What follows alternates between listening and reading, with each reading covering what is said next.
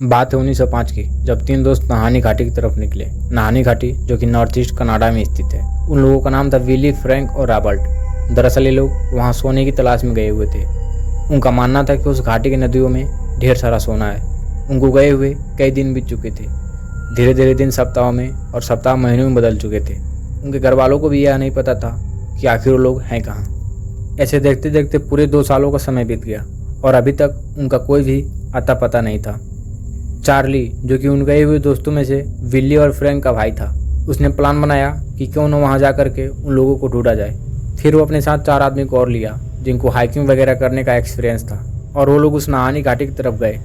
लगातार कई दिनों तक पूरे घाटी में ढूंढने के बाद इनको 2 पेड़ों के बीच एक टेंट लगा हुआ दिखाई दिया, जो कि बहुत ही अजीब हालत में था। धीरे धीरे ये लोग उस टेंट की तरफ बढ़ने लगे। ये लोग जैसे जैसे उस टेंट की तरफ बढ़ रहे थे, इनकी दिल की धड़कनें भी बढ़ती जा रही थी। टेंट के पास जाने पर इन्होंने एक लाश देखी जो टेंट के बाहर पड़ी थी। उस लाश की हालत देखने के बाद ये लोग काफ़ी डर गए। उनको ये समझ में नहीं आ रहा था कि आखिर ये लाश है किसकी, क्योंकि उस लाश का सर गायब था।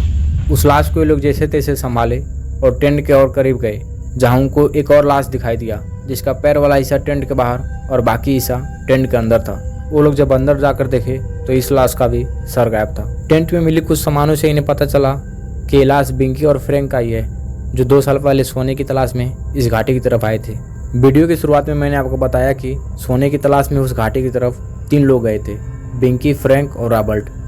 यहाँ पर बिंकी और फ्रैंक का लाश तो मिल गया, लेकिन वो तीसरा आदमी रॉबर्ट का क्या हुआ? कहीं उसने ही तो इन दोनों को नहीं मारा और इनका सारा सोना लेकर भाग गया, जो इनको उस घाटी के नदियों में मिले थे। इस घाटी के आसपास रहने वाले लोगों ने भी इसी बात को सच मान लिया कि रॉबर्ट ने ही बिंकी और फ्रैंक को मारा है, लेकिन यह सच ज़्यादा दिन तक टिक नहीं पाया। इस घटना को 8 साल बीत गए और समय आया सन 1913 का, जब एक और व्यक्ति जिसका नाम था मार्टिन जर्गस्टन, उसके मन में ख्याल आया कि क्यों न मैं भी उस घाटी की तरफ जाऊं और वहां से ढेर सारा सोना लेकर आऊं। फिर वो अपना सारा सामान उठाया और उस घाटी की तरफ अकेले ही निकल पड़ा। सोने की लालच के नशे में धूत इस व्यक्ति को ये नहीं पता था कि उस घाटी पर उसका मौत उसका इंतजार कर रही है। जाते जाते मार्टिन अपने दोस्तों को बोलकर गया कि मेरे वहाँ जाने के कुछ दिन बाद तुम लोग भी आ जाना, हम लोग वहाँ साथ में मिलकर गोल्ड माइनिंग करेंगे। मार्टिन को गए हुए कई दिन बीत चुके थे।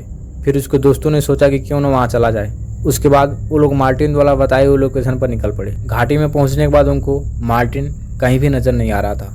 3-4 दिनों तक लगातार ढूंढने के बाद उनको फाइनली नदी के किनारे एक कैबिन बना हुआ दिखाई दिया और ये लोग उस कैबिन तक पहुंचे। उस कैबिन की हालत देखकर ये लोग काफी डर गए, क्योंकि वह कैबिन पूरी तरह से जल चुका था और इसके साइड में ही एक आधी जली हुई लाश पड़ी थी। हैरानी वाली बात यह थी कि इस लाश का भी सर गायब था।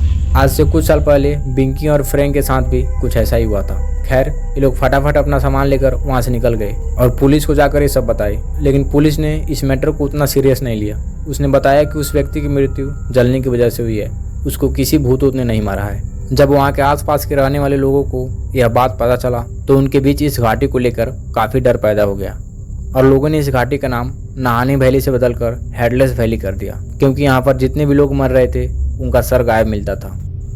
तकरीबन 7 सालों का समय बीत गया और जॉन अब्राहिम नाम के व्यक्ति के अंदर सोने को लेकर फिर से चूल मची। वह अपने एक और दोस्त को लिया और उस घाटी की तरफ निकल पड़ा। ये दोनों लोग ठीक उसी जगह पर पहुंचे जहां पर विली और फ्रैंक की हत्या हुई थी। वहां पर ये लोग अपने कैंप का सेटअप किए और वहां की नदियों में दूर दूर तक छन्नी को डाल दिए, जिसमें सोना आकर फंसता था। यहाँ कुछ दिन रहने के बाद जॉन अपने दोस्त से बोला, मैं नदियों में रखी हुई छन्नी को देख कर आता हूँ, उनमें जो भी सोना फंसा होगा मैं निकाल कर लाऊंगा, जिसमें मुझे 4-5 दिनों का टाइम लग सकता है। उसके दोस्त ने कहा, ठीक है, मैं तुम्हारा यहीं इंतजार करूंगा। 2 दिन बीत गए, 5 दिन बीत गए, 15 दिन बीत गए, 20 दिन बीत गए, लेकिन जॉन अभी तक लौट कर वापस नहीं आया। फिर उसका दोस्त उसको ढूंढने के लिए निकला। थोड़ी दूर आगे जाने के बाद उसने देखा कि जॉन एक नदी के किनारे चुपचाप बैठा हुआ है और वो हिल डुल भी नहीं रहा था। इस बार जॉन का सर भी गायब नहीं हुआ था। उसका दोस्त जॉन के पास गया और उसके कंधे पर हाथ रखा और तुरंत ही अपने हाथ को तेजी से पीछे खींच लिया, क्योंकि वह समझ चुका था कि जॉन के साथ क्या हुआ है। जी हाँ, जॉन का पूरा बॉडी जमकर पत्थर बन चुका था। उसके सामने कुछ लकड़ियां रखी हुई थी जो जलकर बुझ गई थी। ऐसा लग रहा था कि जॉन लकड़ी को जलाकर अपना हाथ सेक रहा था। तभी उसने कुछ ऐसा देखा जिससे वो कम्प्लीटली जमकर पत्थर हो गया। जब यह मामला पुलिस वालों के पास गई तो पुलिस वाले ने उस आदमी की मौत ठंड की वजह से हुई है ऐसा बोलकर अपना बचाव कर लिया।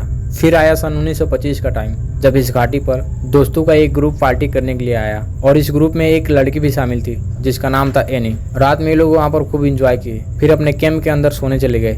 लेकिन जब इन्होंने सुबह उठा तो देखा कि एनी कहीं नहीं दिख रही थी। इन्होंने एनी को बहुत ढूंढा लेकिन वो कहीं नहीं मिली।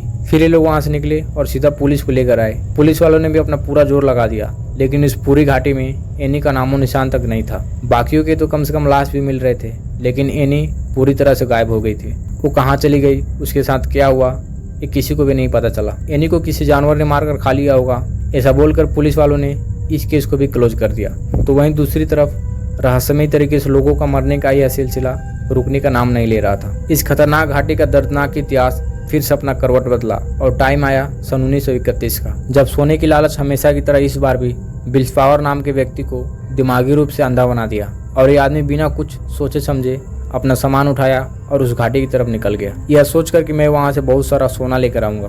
बहुत दिनों तक इसकी कोई खबर नहीं मिलने पर इसके घर वाले सीधा पुलिस को लेकर उस घाटी की तरफ पहुंच गए, जहां इन्हें एक जला हुआ टेंट दिखाई दिया और उसके अंदर बिल्सपावर की डेड बॉडी पड़ी हुई थी जो कि कपड़ों से ढकी हुई थी। जब पुलिस वाले ने कपड़े को उसके बॉडी के ऊपर से हटाया तो वो पूरी तरह से हैरान रह गए क्योंकि इस बार भी बिल्सपावर के बॉडी से उसका सर गायब था। पुलिस वालों ने यह पता करने की बहुत कोशिश की कि किसने बिल्सपावर को मारा है लेकिन उन्हें कोई भी सुराग नहीं मिला जिससे वो उस मुजरिम तक पहुंच सके। इसके बाद ऐसे लगभग 50 मामले इस घाटी से देखने को मिले हैं जिसमें ज्यादातर लोग वहां सोने की खोज में गए तो थे लेकिन वापस लौट कर नहीं आए और उस घाटी में जितनी भी लाशें मिली उनमें से उनका सर गायब मिलता था। इस घाटी के डरावने इतिहास पर पर्दा डालने के लिए यहाँ की गवर्नमेंट ने अब इसे नेशनल पार्क घोषित कर दिया, लेकिन ये शायद दुनिया के इकलौता ऐसा पार्क है जहाँ कोई घूमने नहीं जाता है। इस घाटी के बारे में जानकर आपको कैसा लगा हमें ज़रूर बताएं और साथ ही अगर आप ऐसे टॉपिक पर वीडियो चाहते हैं तो चैनल को ज़रूर सब्सक्राइब करें। मिलते हैं अगले एपिसोड में। जय हिंद।